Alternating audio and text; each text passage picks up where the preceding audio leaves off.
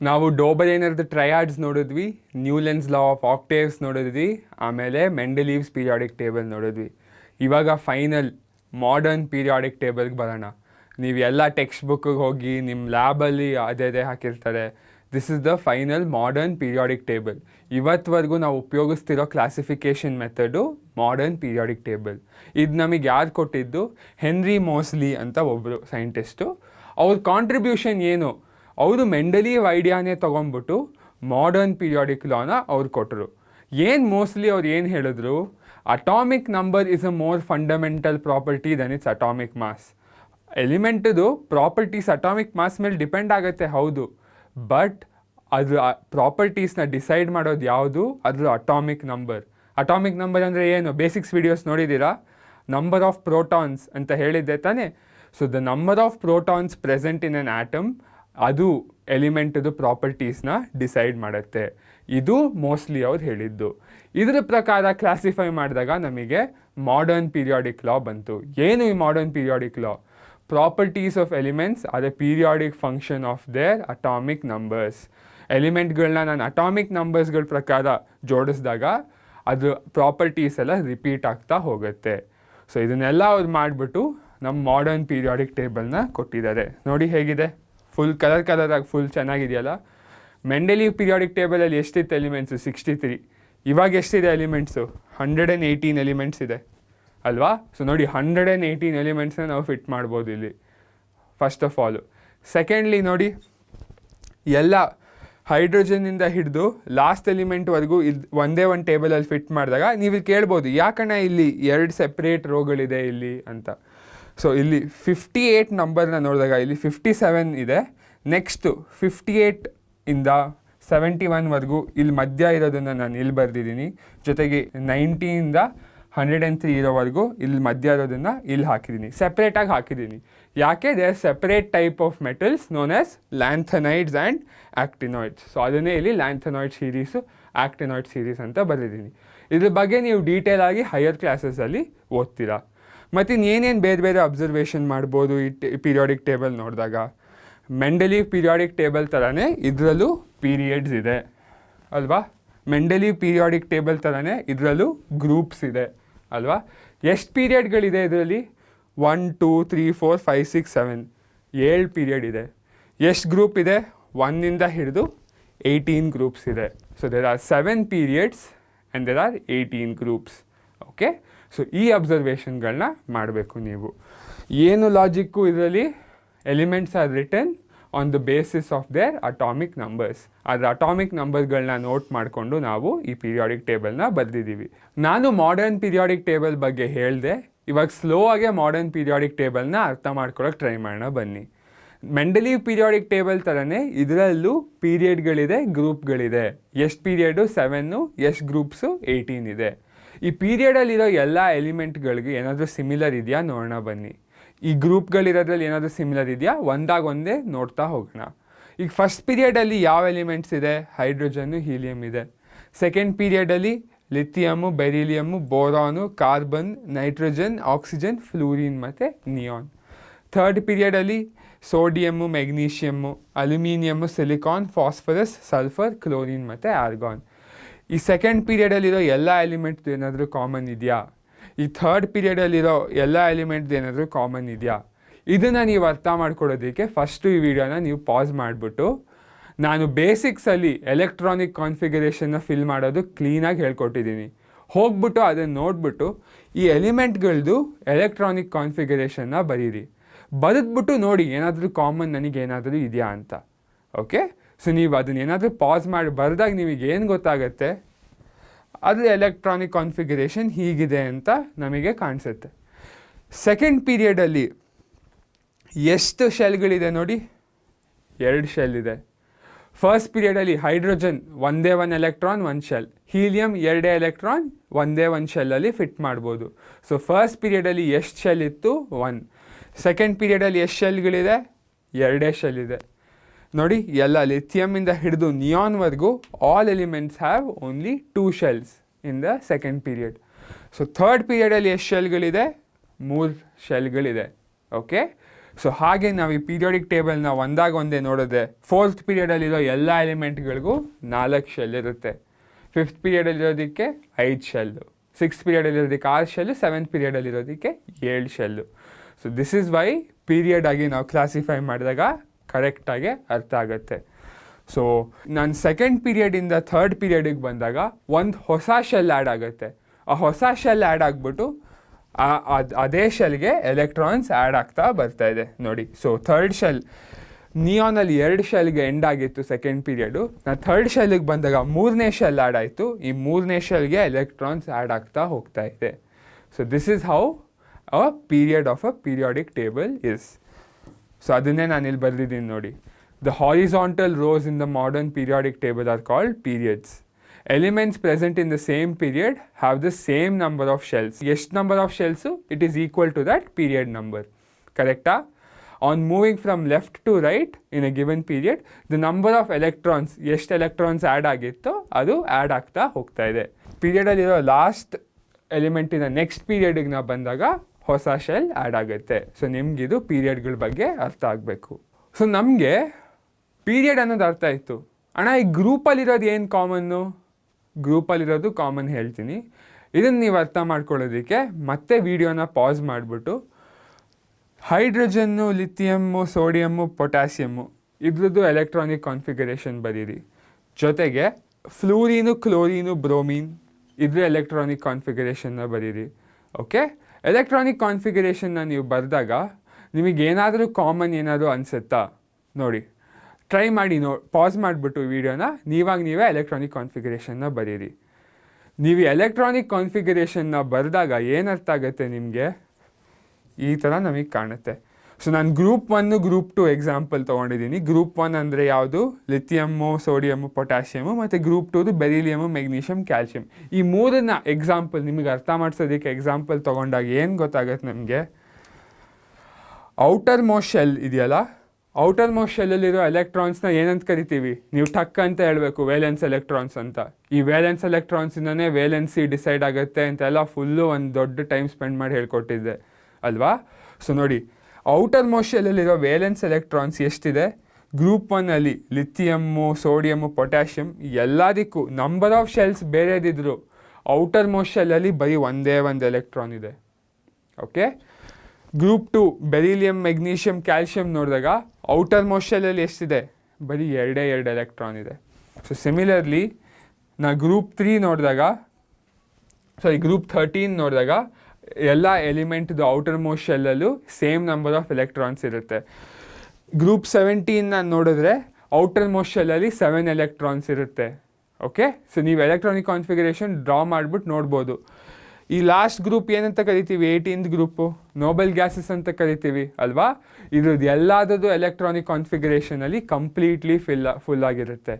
Okay, so ನಮಗೆ groups ಏನು ಹೇಳ್ತಾ ಇದೆ? The valence electron configuration of an ಎಲಿಮೆಂಟ್ನ ನಮಗೆ ಹೇಳ್ಕೊಡ್ತಾ ಇದೆ. ಓಕೆ, ಸೊ ದಟ್ಸ್ ವೈ ನಾ ಗ್ರೂಪ್ಗಳ ಬಗ್ಗೆ ಇಲ್ಲಿ ಬರೆದಿದ್ದೀನಿ ನೋಡಿ. The vertical columns in the modern periodic table are called groups. Elements present in the same group ಏನು? They have the same number of valence electrons. ಏನು?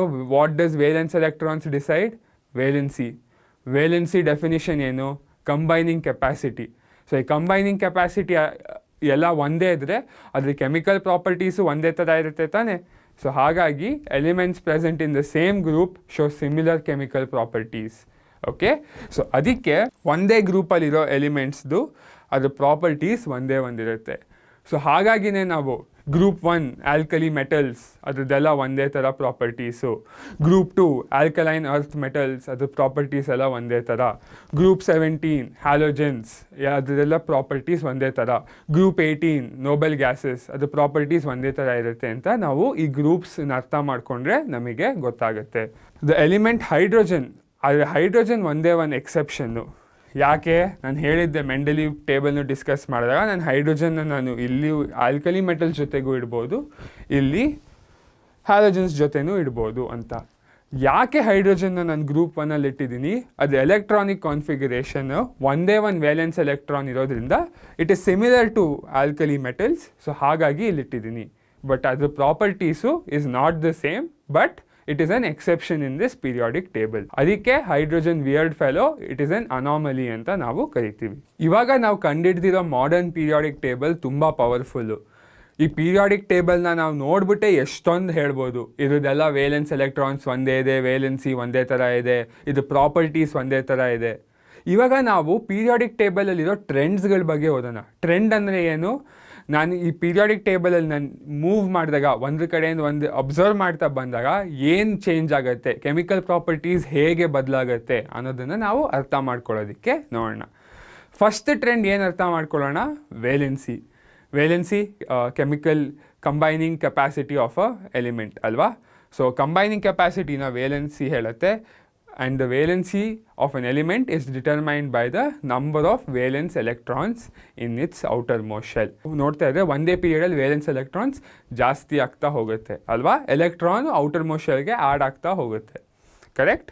But in a group, number of valence electrons, the valence electrons in the outermost shell is the same. Okay, so ಹಾಗಾಗಿ ನಾನು ಏನು ಹೇಳ್ಬೋದು, ಒಂದೇ group ನೋಡಿದಾಗ valency same ಇದೆ ಅಂತ ಹೇಳ್ಬೋದು. ಬಟ್ ನಾನು ಆ ಪೀರಿಯಡಲ್ಲಿ ನಾನು ಲೆಫ್ಟಿಂದ ರೈಟ್ ಹೋದಾಗ ಆ ವೇಲೆನ್ಸಿ ಇನ್ಕ್ರೀಸ್ ಆಗಿಬಿಟ್ಟು ಡಿಕ್ರೀಸ್ ಆಗುತ್ತೆ. ಅದಕ್ಕೆ ಎಕ್ಸಾಂಪಲ್ ನಾನು ಇಲ್ಲಿ ಕೊಟ್ಟಿದ್ದೀನಿ ನೋಡಿ. ನೋಡಿದಾಗ ಇಲ್ಲಿ ಸೆಕೆಂಡ್ ಪೀರಿಯಡ್ ಎಲಿಮೆಂಟ್ಗಳನ್ನ ನಾನು ಇಲ್ಲಿ ಬರೆದಿದ್ದೀನಿ. ಯಾವ್ದು? Lithium, beryllium, boron, carbon, nitrogen, oxygen, fluorine, neon ಬರೆದಿದ್ದೀನಿ ಅಲ್ವಾ? ಅದ್ರ ಅಟಾಮಿಕ್ ನಂಬರ್ಗಳು ಇಲ್ಲಿ ಕೊಟ್ಟಿದ್ದೀನಿ. ಸೊ ನೀವು ಅದ್ರ ವೇಲೆನ್ಸಿನ ನೀವು ಕ್ಯಾಲ್ಕುಲೇಟ್ ಮಾಡಿದ್ರೆ ನೋಡಿ, 1 2 3 4 ಇನ್ಕ್ರೀಸ್ ಆಯಿತು, 3 2 1 0 ಡಿಕ್ರೀಸ್ ಆಯಿತು. ಸೊ ಇದೇ ಟ್ರೆಂಡು ಇಡೀ ಪೀರಿಯಾಡಿಕ್ ಟೇಬಲಲ್ಲೂ ಇರುತ್ತೆ. ಏನಾಗುತ್ತೆ? ವೇಲೆನ್ಸಿ ನಾನು ನೋಡಿದ್ರೆ ಫಸ್ಟು ಇನ್ಕ್ರೀಸ್ ಆಗುತ್ತೆ ಈ ಥರ,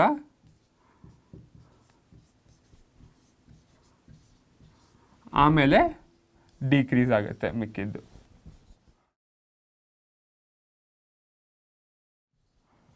So this is what we can say about the valency in a periodic table. It increases and then decreases.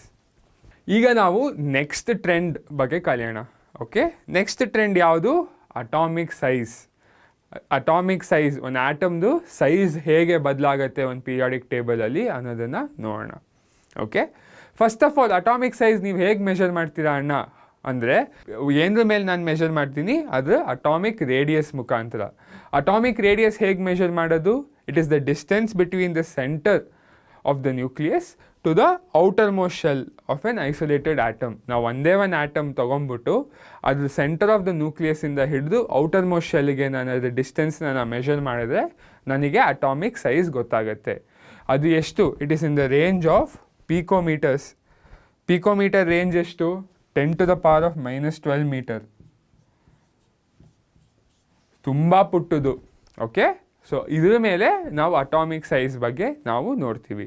So ಇವಾಗ ನಾನು ಪೀರಿಯಾಡಿಕ್ ಟೇಬಲಲ್ಲಿ ಹೋದಾಗ ಸೈಜ್ ಹೇಗೆ ಚೇಂಜ್ ಆಗುತ್ತೆ ಅನ್ನೋದನ್ನು ನೋಡೋಣ ಬನ್ನಿ. ಸೊ ನಾನು ನಿಮಗೆ ಹೇಳ್ಕೊಟ್ಟೆ ಅಟಾಮಿಕ್ ಸೈಜ್ನ ನಾವು ಹೇಗೆ ಮೆಷರ್ ಮಾಡ್ತೀವಿ ಅಂತ ಅಲ್ವಾ? ಇವಾಗ ಅಟಾಮಿಕ್ ಸೈಜ್ ಟ್ರೆಂಡ್ ಬಗ್ಗೆ ನಾವು ಈಗ ನೋಡೋಣ. ಓಕೆ, ಸೊ ನಾನೀಗ ಪೀರಿಯಾಡಿಕ್ ಟೇಬಲಲ್ಲಿ ಪೀರಿಯಡಿಂದ ಲೆಫ್ಟಿಂದ ರೈಟ್ ಹೋದರೆ ಅಟಾಮಿಕ್ ಸೈಜ್ ಏನಾಗುತ್ತೆ, ಗ್ರೂಪಲ್ಲಿ ಮೇಲಿಂದ ಕೆಳಗೆ ಹೋದರೆ ಏನಾಗುತ್ತೆ ನೋಡೋಣ.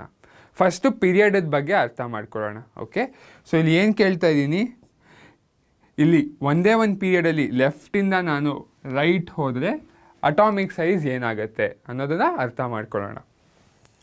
ಏನು ಬರೆದಿದ್ದೀನಿ ಇಲ್ಲಿ? ಅಟಾಮಿಕ್ ರೇಡಿಯಸ್ ಡಿಕ್ರೀಸಸ್, ಅಂದರೆ ಅಟಾಮಿಕ್ ಸೈಜ್ ಡಿಕ್ರೀಸ್ ಆಗ್ತಾ ಇದೆ. ಯಾಕೆ?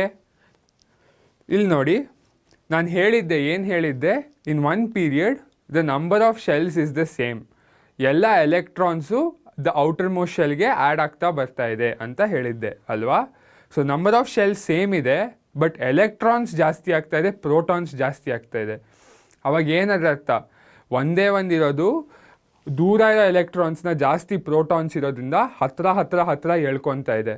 ನೀವು ಒಂದು ಕ್ಲಾಸಲ್ಲಿ ಇದ್ಬಿಟ್ಟು ಒಂದು ಟೀಚರ್ ಇದ್ರೇ ಮಾತಾಡೋಕ್ಕೆ ಬಿಡಲ್ಲ ನಿಮ್ಮನ್ನ. 2 ಟೀಚರ್ ಇದ್ದರೆ ಮಾತಾಡೋಕ್ಕೆ ಬಿಡ್ತಾರಾ? 3 ಟೀಚರ್ ಇದ್ದರೆ ನೀವು ಏನು ಅಕ್ಕಪಕ್ಕದವ್ರ ಹತ್ರ ನೋಡೋಕ್ಕೆ ಆಗಲ್ಲ, ಫುಲ್ಲು ಸ್ಟ್ರಿಕ್ಟಾಗಿ ಇರ್ತಾರಲ್ವ. ಸೊ ಹಾಗೆಯೇ ಒಂದೇ ಒಂದು ಆ್ಯಟಮಲ್ಲಿ ಜಾಸ್ತಿ ಪ್ರೋಟಾನ್ಸ್ ಇದ್ದಷ್ಟು ಜಾಸ್ತಿ ದೂರ ಇರೋ ಎಲೆಕ್ಟ್ರಾನ್ಸ್ನ ಹತ್ರ ಎಳ್ಕೊಳತ್ತೆ. ಸೊ ಹಾಗಾಗಿ ಅಟಾಮಿಕ್ ಸೈಜು ಒಂದೇ ಒಂದು ಪೀರಿಯಡಲ್ಲಿ ನಾನು ಲೆಫ್ಟಿಂದ ರೈಟ್ ಹೋದಾಗ ಡಿಕ್ರೀಸ್ ಆಗ್ತಾ ಇದೆ. ಸೊ ನೋಡಿ, ಲಿಥಿಯಮ್ ಇಷ್ಟು ದೊಡ್ಡದಿದೆ, ಹತ್ತಿರ ಹಿಂಗೆ ಹೋಗ್ತಾ ಇದ್ದಾಗ ನಿಯಾನ್ ಕಡೆ ಹೋದಾಗ ಸೈಜ್ ಕಡಿಮೆ ಆಗ್ತಾ ಇದೆ. ಅದನ್ನೇ ನಿಮಗೆ ಕೇಳಿದ್ರೆ question, why does atomic size decrease when you go across a period ಅಂತ ಕೇಳಿದ್ರೆ ನೀವು ಏನು ಬರೀಬೇಕು, electrons are added to the same shell, so they experience a greater pull or they experience a greater nuclear charge ಅಂತ ಹೇಳಬೇಕು. So ಹಾಗಾಗಿ they get smaller and smaller. ಇವಾಗ group, ಒಂದು ಗ್ರೂಪಲ್ಲಿ ನಾನು ಮೇಲಿಂದ ಕೆಳಗೆ ಹೋದಾಗ ಏನಾಗ್ತಾ ಇದೆ, ಸೈಜ್ ದೊಡ್ಡದಾಗ್ತಾ ಇದೆಯಾ ಚಿಕ್ಕದಾಗ್ತಾ ಇದೆಯಾ ಅನ್ನೋದು ಪ್ರಶ್ನೆ. ಓಕೆ, ಯಾಕೆ? ಇವನ್ ದೋ ನಂಬರ್ ಆಫ್ ಪ್ರೋಟಾನ್ಸ್ ಜಾಸ್ತಿ ಆದ್ರೂ ಬೇರೆ ಬೇರೆ ಶೆಲ್ಲಲ್ಲಿ ಆ್ಯಡ್ ಆಗ್ತಾ ಇದೆ. ಸೊ ನಿಮ್ದು ಒಂದೇ ಒಂದು ಕ್ಲಾಸಲ್ಲಿ ಬೇರೆ ಬೇರೆ ಜಾಸ್ತಿ ಟೀಚರ್ಸ್ ಬಂದರು, ನೀವು ಹೋಗ್ಬಿಟ್ಟು ಬೇರೆ ಕ್ಲಾಸಲ್ಲಿ ಕೂತ್ಕೊಂಡ್ರೆ ಆ ಟೀಚರ್ಸ್ ನಿಮಗೆ ಏನಾದರೂ ಮಾಡೋಕ್ಕಾಗತ್ತಾ? ಅವ್ರ ಕಂಟ್ರೋಲ್ ನಿಮ್ಮ ಮೇಲೆ ಇರಲ್ಲ ತಾನೆ, ಯಾಕೆ ನೀವು ಬೇರೆ ಕ್ಲಾಸಲ್ಲಿದ್ದೀರಾ. ಸೊ ಎಲೆಕ್ಟ್ರಾನ್ಗಳು ಬೇರೆ ಶೆಲ್ಗೆ ಹೋಗ್ತಾ ಇರೋದ್ರಿಂದ ಅದ್ರ ಸೈಜು ದೊಡ್ಡದಾಗ್ತಾ ಹೋಗುತ್ತೆ. In the same period they are in the same shell, so ಹಾಗಾಗಿ ಸೈಜ್ ಡಿಕ್ರೀಸ್ ಆಗುತ್ತೆ. ಬಟ್ ಡೌನ್ ಅ ಗ್ರೂಪ್ ಬಂದಾಗ ಹೊಸ ಶೆಲ್ಲೇ ಆ್ಯಡ್ ಆಗ್ತಾ ಇರೋದ್ರಿಂದ ಸೈಜ್ ಇನ್ಕ್ರೀಸ್ ಆಗುತ್ತೆ. ಸೊ ಅದನ್ನೇ ನಾನಿಲ್ಲಿ ಬರೆದಿದ್ದೀನಿ. New shells are added resulting in the outermost electrons being farther away. Outermost electron ನ್ಯೂಕ್ಲಿಯಸ್ಸಿಂದ ಇನ್ನೂ ದೂರ ಹೋಗ್ತಾ ಇರೋದ್ರಿಂದ atomic radius or atomic size increases down a group. So conclude ಮಾಡಬೇಕಂದ್ರೆ ಅಕ್ರಾಸ್ ಅ ಪೀರಿಯಡ್ ಹಿಂಗೆ ಹೋದಾಗ ಏನಾಗುತ್ತೆ, ಅಟಾಮಿಕ್ ಸೈಜ್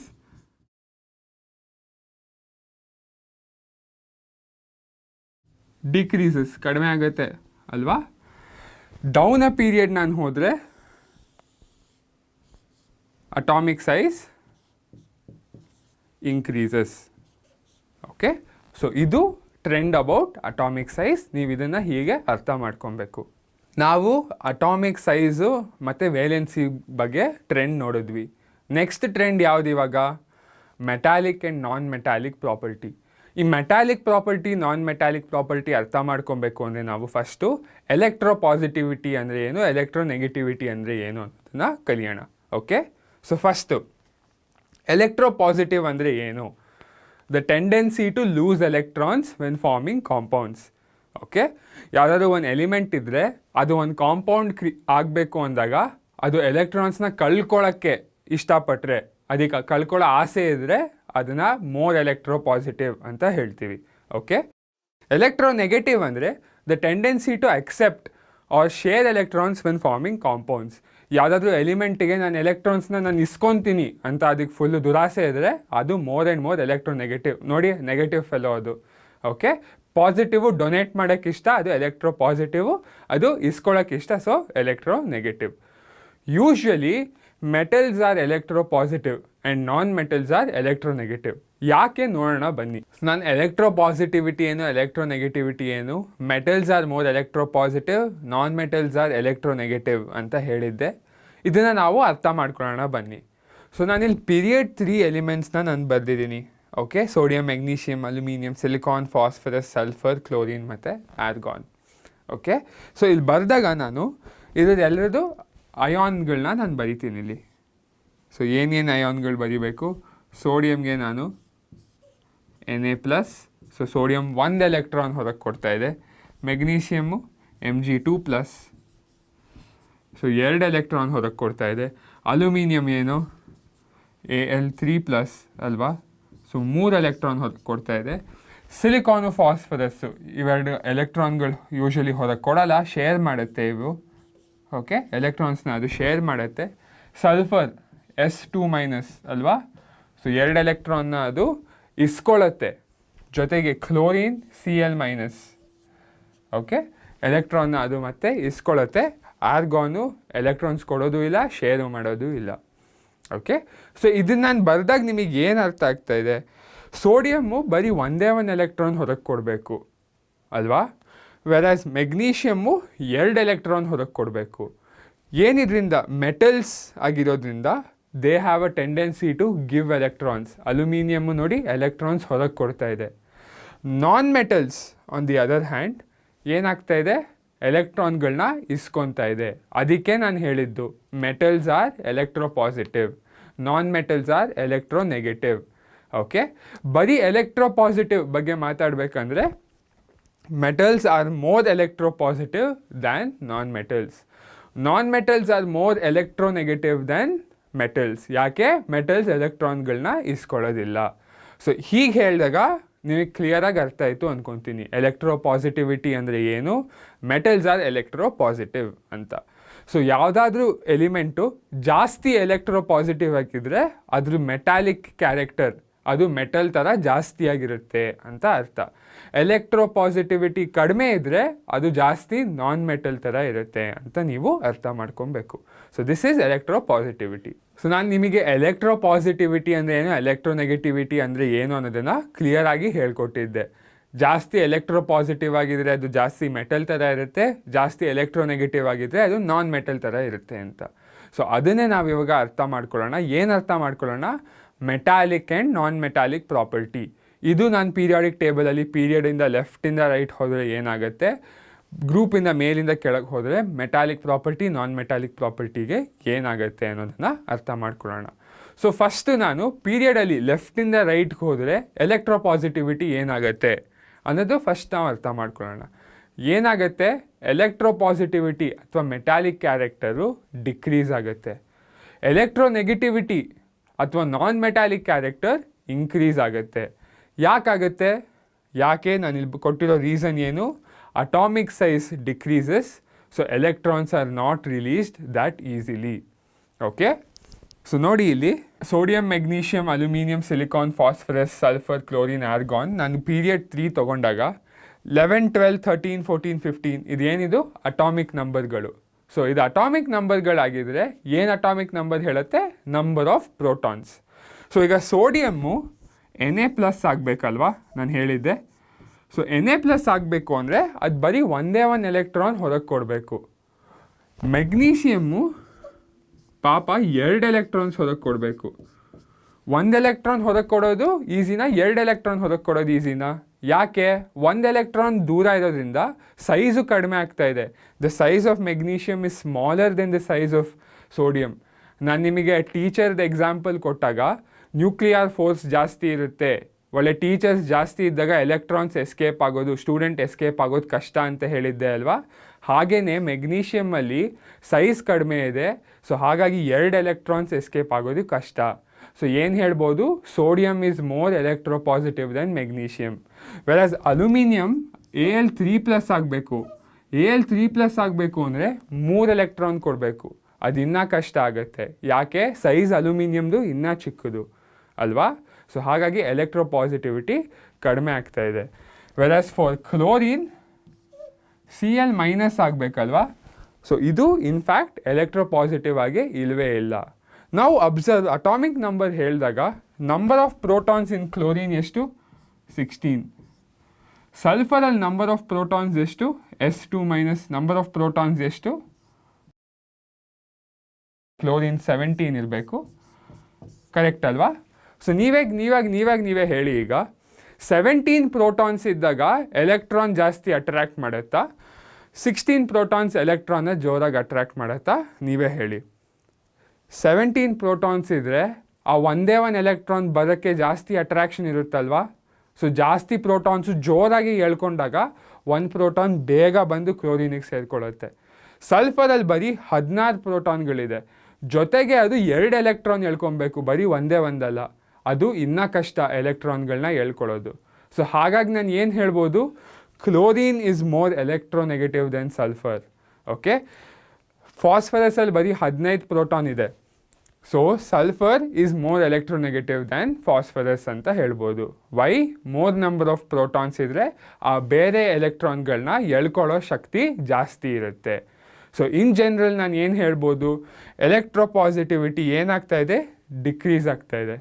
ಅದನ್ನೇ ತಾನೇ ನಾನು ಈ ಸ್ಲೈಡಲ್ಲಿ ಬರೆದಿರೋದು. ಏನು ಬರೆದಿದ್ದೀನಿ ಈ ಸ್ಲೈಡಲ್ಲಿ? Left to right in period ಹೋದಾಗ ಎಲೆಕ್ಟ್ರೋ ಪಾಸಿಟಿವಿಟಿ ಏನು ಕಡಿಮೆ ಆಗ್ತಾ ಇದೆ, ರೈಟ್ ಟು ಲೆಫ್ಟ್ ಹೋದಾಗ ಎಲೆಕ್ಟ್ರೋ ಪಾಸಿಟಿವಿಟಿ ಏನು ಜಾಸ್ತಿ ಆಗ್ತಾ ಇದೆ. ಸೊ ನೀವು ಸೇಮ್ ರೀಸನ್ ಇಲ್ಲಿ ಅಬ್ಸರ್ವ್ ಮಾಡಿದಾಗ ಮೆಟಾಲಿಕ್ ಕ್ಯಾರೆಕ್ಟರ್ ಹಿಂಗೆ ಹೋದರೆ ಕಡಿಮೆ ಆಗ್ತಾ ಇದೆ. ಸೊ ಮೆಟಲ್ ಇದ್ದಿದ್ದು ನಾನ್ ಮೆಟಲ್ ಆಗ್ತಾ ಇದೆ ಅಲ್ವಾ. ವೆರಾಸ್ ನಾನ್ ಮೆಟಾಲಿಕ್ ಕ್ಯಾರೆಕ್ಟರ್ ಈ ಥರ ಹೋದಾಗ ಇನ್ಕ್ರೀಸ್ ಆಗ್ತಾ ಇದೆ. Okay, so this is the electropositivity or electronegativity or metallic character or non metallic character left to right in a period ಹೋದಾಗ ಹೀಗೆ ನೀವು ಅರ್ಥ ಮಾಡ್ಕೊಬೇಕು. ಸೊ ನಾವು ಒಂದೇ ಒಂದು ಪೀರಿಯಡಲ್ಲಿ ನೋಡಿದಾಗ ಎಲೆಕ್ಟ್ರೋಪಾಸಿಟಿವಿಟಿ ಹೇಗೆ ಡಿಕ್ರೀಸ್ ಆಗುತ್ತೆ when a period from left to right ಹೋದಾಗ ಅನ್ನೋದು ನೋಡಿದ್ವಿ. ಮೆಟಾಲಿಕ್ ಕ್ಯಾರೆಕ್ಟರ್ ಡಿಕ್ರೀಸ್ ಆಗುತ್ತೆ ಅಂತ ಹೇಳಿದ್ದೆ. ಇವಾಗ ಅದೇ ಗ್ರೂಪಲ್ಲಿ ಒಂದೇ ಒಂದು ಗ್ರೂಪಲ್ಲಿ ಮೇಲಿಂದ ಕೆಳಗೆ ಹೋದಾಗ ಎಲೆಕ್ಟ್ರೋಪಾಸಿಟಿವಿಟಿ ಏನಾಗುತ್ತೆ ಅನ್ನೋದನ್ನು ಕಲಿಯೋಣ. ಏನು ಬರೆದಿದ್ದೀನಿ ನಾನಿಲ್ಲಿ, ಮೆಟಾಲಿಕ್ ಕ್ಯಾರೆಕ್ಟರ್ ನಾ ಗ್ರೂಪನ್ನು ಮೇಲಿಂದ ಕೆಳಗೆ ಹೋದಾಗ ಮೆಟಾಲಿಕ್ ಕ್ಯಾರೆಕ್ಟರ್ ಅವ್ರ ಎಲೆಕ್ಟ್ರೋಪಾಸಿಟಿವಿಟಿ ಇನ್ಕ್ರೀಸ್ ಆಗುತ್ತೆ. ನಾನ್ ಮೆಟಾಲಿಕ್ ಕ್ಯಾರೆಕ್ಟರ್ ಅಥವಾ ಎಲೆಕ್ಟ್ರೋನೆಗೆಟಿವಿಟಿ ಡಿಕ್ರೀಸ್ ಆಗುತ್ತೆ. ಯಾಕೆ ರೀಸನ್ ನಾನಿಲ್ಲಿ ಯಾವ ರೀಸನ್ ಕೊಟ್ಟಿದ್ದೀನಿ, atomic size increases. So size ದೊಡ್ಡದಿದೆ. ಸೊ ಸೈಜ್ ದೊಡ್ಡದಿದ್ರೆ valence electrons are released easily. So valence electrons, outermost electrons ಇದೆಯಲ್ಲ, ಅದು ಸೈಜ್ ತುಂಬ ದೊಡ್ಡದಿರೋದ್ರಿಂದ ಅದು ತುಂಬ ಈಸಿಯಾಗಿ ಎಸ್ಕೇಪ್ ಆಗ್ಬೋದು. ಅದಕ್ಕೆ ನಾನು ಏನು ಹೇಳ್ತೀನಿ, ಎಲೆಕ್ಟ್ರೋಪಾಸಿಟಿವಿಟಿ ಈಸ್ ಇನ್ಕ್ರೀಸಿಂಗ್. ಸೊ ನಾನಿಲ್ಲಿ ನೋಡಿದ್ರೆ ಲಿಥಿಯಮ್ಮು, ಸೋಡಿಯಮ್ಮು, ಪೊಟ್ಯಾಸಿಯಮ್ಮು, ರುಬೀಡಿಯಮ್ಮು, ಸೀಸಿಯಮ್, ಫ್ರಾನ್ಸಿಯಮ್, ನಾನು ಈ ಎಲಿಮೆಂಟ್ಗಳನ್ನ ನಾನು ನೋಡಿದ್ರೆ ಸೋಡಿಯಂ ಸೈಜು ಲಿಥಿಯಮ್ ಸೈಜ್ಗಿಂತ ದೊಡ್ಡದು, ಪೊಟ್ಯಾಷಿಯಮ್ ಸೈಜು ಸೋಡಿಯಂ ಸೈಜ್ಗಿಂತ ದೊಡ್ಡದು ಅಲ್ವಾ. ಎಲ್ಲದಕ್ಕೂ ಒಂದೇ ಒಂದು ವೇಲೆನ್ಸ್ ಎಲೆಕ್ಟ್ರಾನ್ ಇದೆ. ಈಗ ನೀವೇ ಇಮ್ಯಾಜಿನ್ ಮಾಡಿ, ನಿಮ್ಮ ಟೀಚರು ಎಲ್ಲೋ ದೂರ ಇದ್ದರೆ ನೀವು ಎಸ್ಕೇಪ್ ಆಗೋದು ಈಸಿನಾ, ಅಥವಾ ನಿಮ್ಮ ಟೀಚರ್ ನಿಮ್ಮ ಹತ್ತಿರ ಇದ್ದರೆ ಎಸ್ಕೇಪ್ ಆಗೋದು ಈಸಿನಾ? ಸೊ ಸೈಜ್ ದೊಡ್ಡದಿದ್ದಷ್ಟು ಆ ಎಲೆಕ್ಟ್ರಾನ್ ಎಸ್ಕೇಪ್ ಆಗೋದು ಈಸಿ. ಸೊ ಏನು ಹೇಳ್ಬೋದು ನಾನು, ಕೆ ಪ್ಲಸ್ಸು ತುಂಬ ಸುಲಭವಾಗುತ್ತೆ compare to N A plus. Okay, N A plus ಸುಲಭವಾಗುತ್ತೆ compare to L I plus. So ಏನು ಹೇಳ್ಬೋದು, ಎಲ್ ಐ ಪ್ಲಸ್ ಆಗೋದು K plus is more, K potassium is more electropositive than sodium and sodium is more electropositive than lithium. So ಏನಾಗ್ತಾ ಇದೆ, ಎಲೆಕ್ಟ್ರೋಪಾಸಿಟಿವಿಟಿ ನಾವು ಮೇಲಿಂದ ಕೆಳಗೆ ಬಂದರೆ ಎಲೆಕ್ಟ್ರೋಪಾಸಿಟಿವಿಟಿ ಇನ್ಕ್ರೀಸ್ ಆಗ್ತಾ ಇದೆ. ಸರಿನಾ? ನಾನ್ ಮೆಟಾಲಿಕ್ ಕ್ಯಾರೆಕ್ಟರ್ ನಾನು ನೋಡಿದಾಗ ಸೈಜ್ ತುಂಬ ದೂರ ಇರೋದ್ರಿಂದ ಆ ಪ್ರೋಟಾನ್ಸು ಎಲೆಕ್ಟ್ರಾನ್ಗಳನ್ನ ಪುಲ್ ಮಾಡೋಕ್ಕಾಗ್ತಾ ಇಲ್ಲ ಅಷ್ಟೊಂದು ಸುಲಭವಾಗಿ. ಹಾಗಾಗಿ ಎಲೆಕ್ಟ್ರೋನೆಗೆಟಿವಿಟಿ ಕಡಿಮೆ ಆಗ್ತಾ ಇದೆ. ಓಕೆ, ಯಾಕೆ? ತುಂಬ ದೂರ, ನಿಮ್ಮ ಟೀಚರ್ ನಿಮ್ಮ ದೂರದಿಂದ ಕರೆದ್ರೆ ನೀವು ಬೇಗ ಬರ್ತೀರೋ, ನಿಮ್ಮ ಹತ್ರನೇ ಇದ್ರೆ ಕರೆದಾಗ ಬೇಗ ಬರ್ತೀರೋ ಅಲ್ವಾ. ಸೊ ಸೈಜ್ ದೊಡ್ಡದಿದ್ದಷ್ಟು ಎಲೆಕ್ಟ್ರೋನೆಗೆಟಿವಿಟಿ ಕಡಿಮೆ ಆಗುತ್ತೆ. So this is how electronegativity or electropositivity varies ನೀವು ಒಂದು ಗ್ರೂಪಲ್ಲಿ ಮೇಲಿಂದ ಕೆಳಗೆ ಹೋದಾಗ. ಸೊ ಇದನ್ನೇ ನಾನು ಮತ್ತೆ ಹೇಳಬೇಕು ಅಂದರೆ ಏನು ಹೇಳಿ, ಎಲೆಕ್ಟ್ರೋಪಾಸಿಟಿವಿಟಿ, ಓಕೆ, ಎಲೆಕ್ಟ್ರೋಪಾಸಿಟಿವಿಟಿ ಅಂದರೆ ಏನು, ಮೆಟಾಲಿಕ್ ಕ್ಯಾರೆಕ್ಟರ್ ಅಲ್ವಾ. ಜಾಸ್ತಿ ಮೆಟಾಲಿಕ್ ಕ್ಯಾರೆಕ್ಟರ್ ಏನಾಗುತ್ತೆ ನಾವು ಪೀರಿಯಡ್ ಲೆಫ್ಟ್ ಟು ರೈಟ್ ಹೋದಾಗ ಕಡಿಮೆ ಆಗುತ್ತೆ. ಎಕ್ಸ್ಪ್ಲೇನ್ ಮಾಡಿದ್ದೆ ಅಲ್ವಾ. ಎಲೆಕ್ಟ್ರೋನೆಗೆಟಿವಿಟಿ ಅಂದರೆ ಏನು, ನಾನ್ ಮೆಟಾಲಿಕ್ ಕ್ಯಾರೆಕ್ಟರ್ ತಾನೆ, ಅದು ಜಾಸ್ತಿ ಆಗುತ್ತೆ. ಕರೆಕ್ಟ್.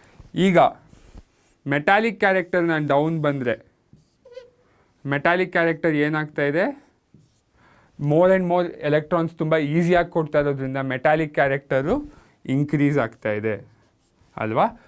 ಬಟ್ ನಾನು ಈ ಸೈಡ್ ಬಂದು ಇಲ್ಲಿ ನೋಡಿದ್ರೆ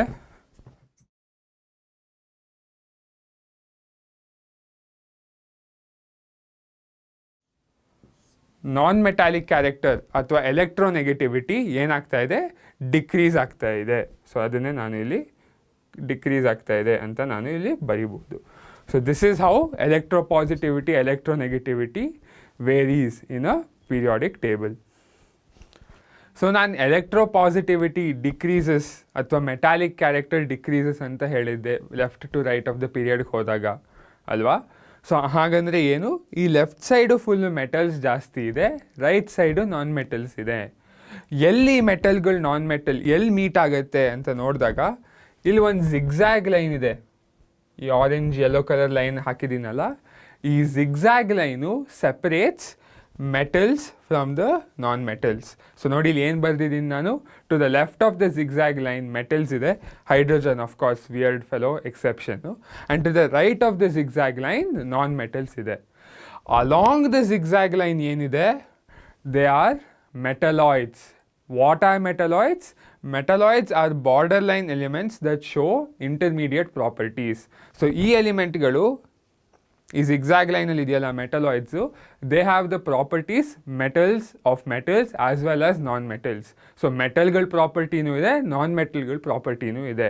ಮೆಟಲಾಯ್ಡ್ ಎಕ್ಸಾಂಪಲ್ ಕೊಡಿ ಅಂದರೆ ನೀವು ಹೇಳ್ಬೋದು, boron, silicon, germanium, arsenic, okay ಅಂತೆಲ್ಲ ನೀವು ಎಕ್ಸಾಂಪಲ್ ಕೊಟ್ಬಿಟ್ಟು ಮೆಟಲಾಯ್ಡ್ಗಳ ಬಗ್ಗೆ ಹೇಳ್ಬೋದು.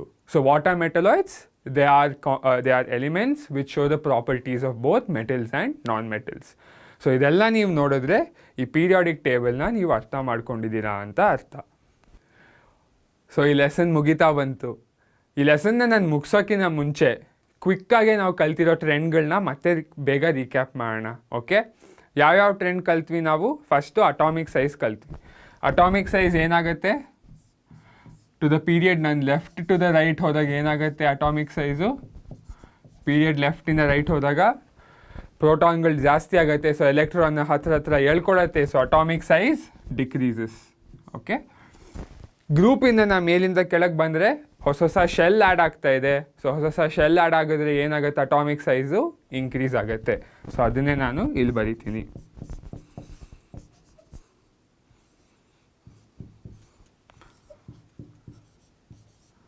Atomic size increases. Okay, so ಇದು ನಾವು ಫಸ್ಟ್ ಟ್ರೆಂಡ್ ಕಲ್ತ್ವಿ.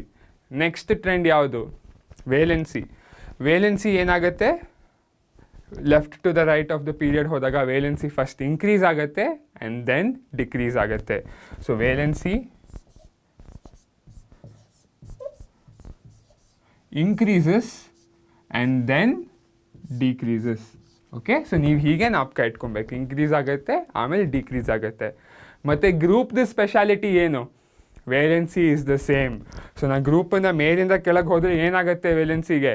ಏನೂ ಆಗಲ್ಲ, it will be the same. So ನಾನು ಇಲ್ಲಿ ವೇಲೆನ್ಸಿ ಈಸ್ ದ ಸೇಮ್ ಅಂತ ಬರಿತೀನಿ.